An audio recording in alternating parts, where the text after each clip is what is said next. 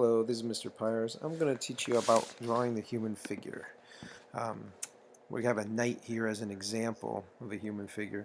So what I always like to do is start with the angle of the head. So I'm just drawing a couple of ellipses here to try to get the shape of the head right. Then I think about the spine angle as I look at this character here, how it shoots down. And the next thing I always think about are joints. So I think about the waist, like where the hips are. Want to put like a little cross T there, and then the shoulders, where the shoulders lie. So I'm going to do a little circle there, a little circle there, and get my angle of the shoulders there. So you can see with the spine and the shoulders, you almost create the letter T. One shoulder's higher than the other. Then from the shoulder, I'm going to go to the elbow. And again, looking at my reference for angles, and we have the short stub out of the arm that angles up.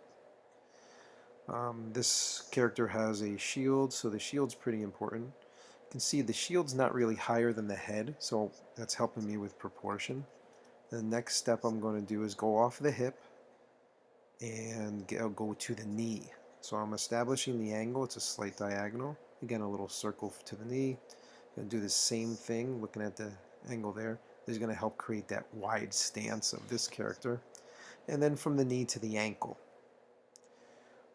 You almost want to think about like little ellipses or triangles for how the feet can sit out. You can always put more detail later. But again, establishing the angles of the joints for the human figure is the most important. After that's done, we can then come in and add some details of big shapes to establish the form of the body.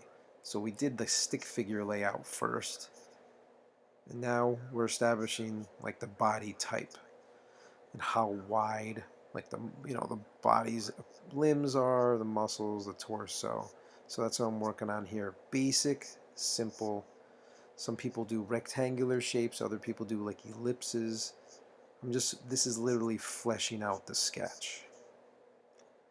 The ankle is thinner than the calf area, so we don't want just a flat shape going down. It's wider at the calf, thinner at the ankle. And as I build these layers, more detail is apparent. So I almost think about mittens for hands at first. We'll get the sword in there. So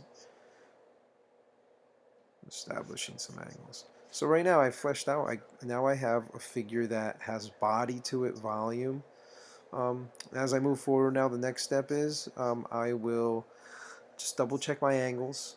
I can see that my legs are probably aren't as wide as the stance of the character, but I'm happy with them.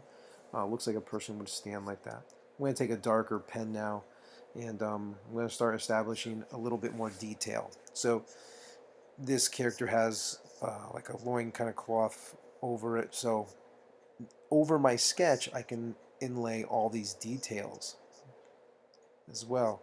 So sometimes people tend to draw a lot of details first. My best advice would be to draw things simple first, then add the details. Things seem to blend better that way. Clothing seems to work better that way than worrying about drawing the cloth in the beginning of the drawing.